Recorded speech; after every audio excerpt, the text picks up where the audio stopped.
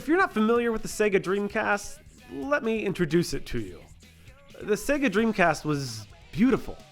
It was cool, innovative, forward-thinking, and it was stupid. Gloriously, wonderfully, heartbreakingly stupid.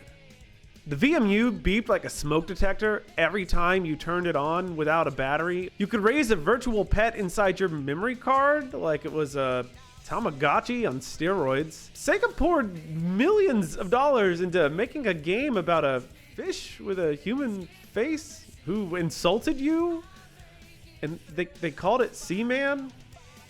Spock was the voice. Yeah, really.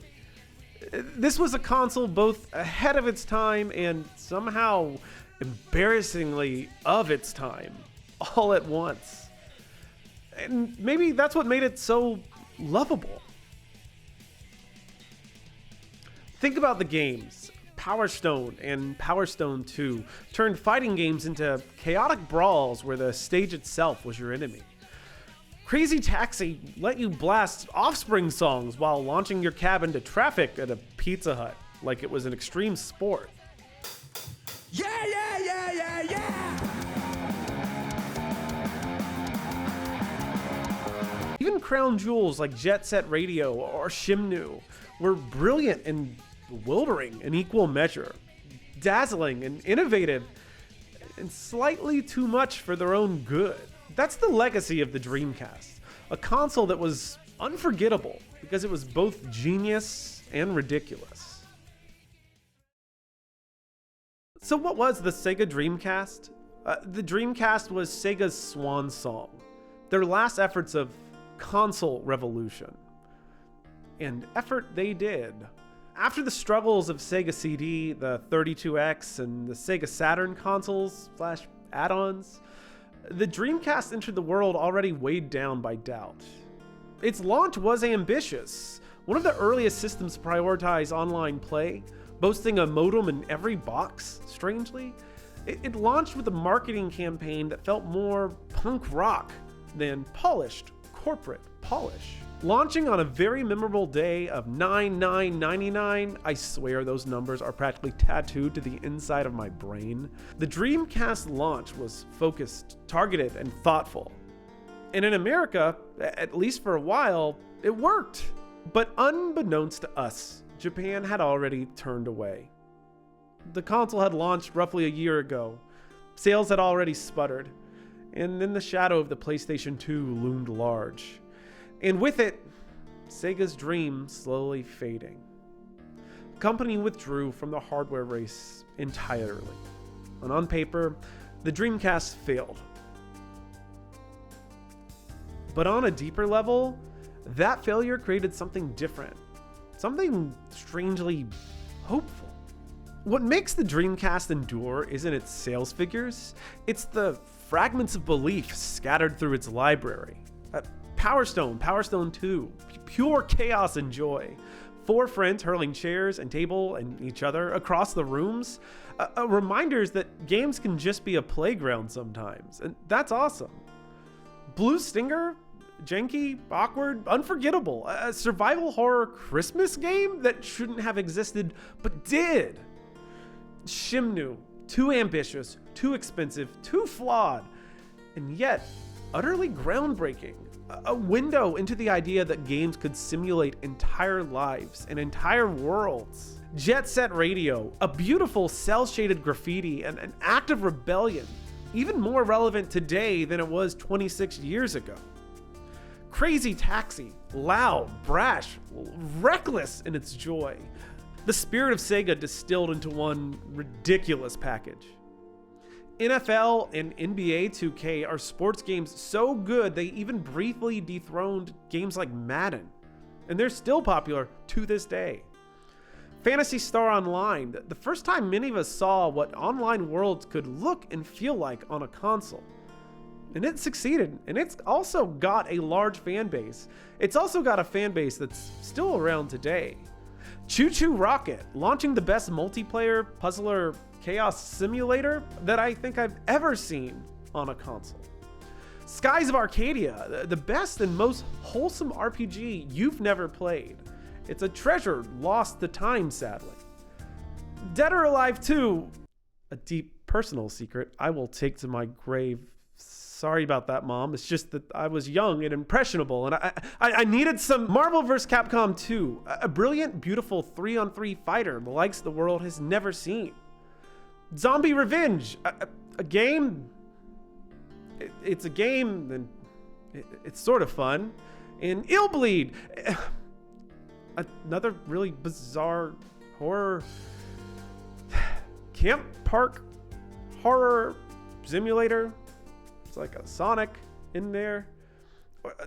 The Ring Terror's Realm.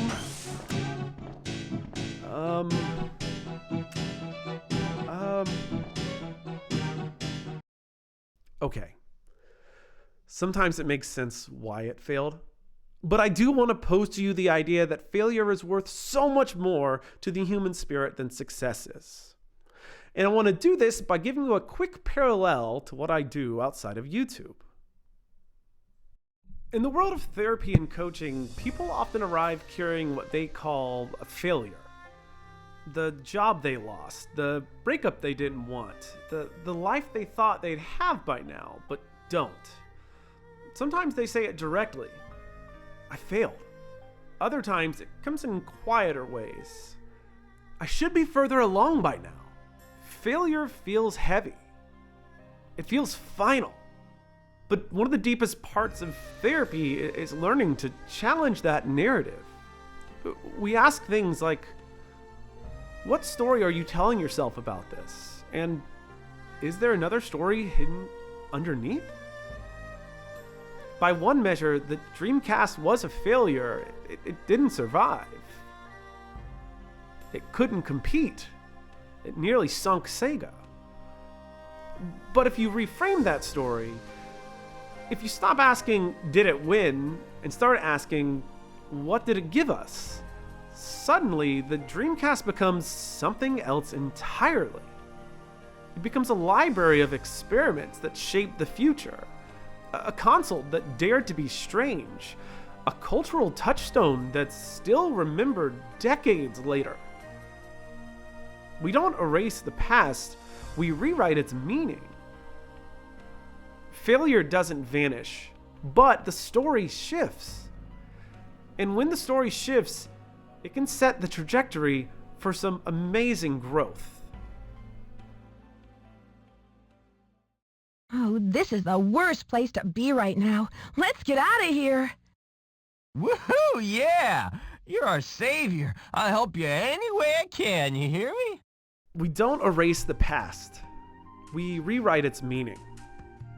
Failure doesn't vanish, but the story shifts. And when the story shifts, it can set the trajectory for growth. The Dreamcast reminds us that our failures don't have to define us forever. They can become the very moments that give us a new way forward. See, the Dreamcast is the perfect metaphor here. It wasn't lovable in spite of its flaws, it was lovable because of its flaws. Look at that. Its brilliance and its stupidity are inseparable. You can't have Jet Set Radio without the little VMU beep screaming at you all the time. You can't have Shimnu's vision of an open world without also getting stuck asking strangers about sailors in the area. Fuxan. What? Fuxan, do you know any sailors? Sailors? No, I don't. I see. That's the deal. And that's the same deal we have with ourselves. Therapy helps people discover that their quirks, their missteps, even their embarrassing failures aren't proof of their unworthiness. They're proof of humanity. The Dreamcast teaches us how to love ourselves. To honor the parts of us that are visionary, yes, but also to laugh with affection at the parts of us that are beautifully, unapologetically dumb. Maybe that's the real legacy of the Dreamcast. Not just innovation and not just failure, but the strange, holy space where both live together. And the reminder that we too are lovable in exactly the same way. Thank you, SEGA Dreamcast, for showing us who we can be and who we are. You'll be remembered forever.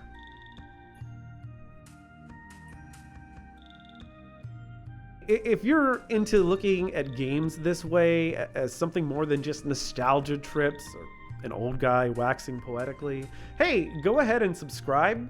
That way you won't miss the next time you find some life lessons in something as ridiculous as a fish with a human face telling you to clean your aquarium. Thanks.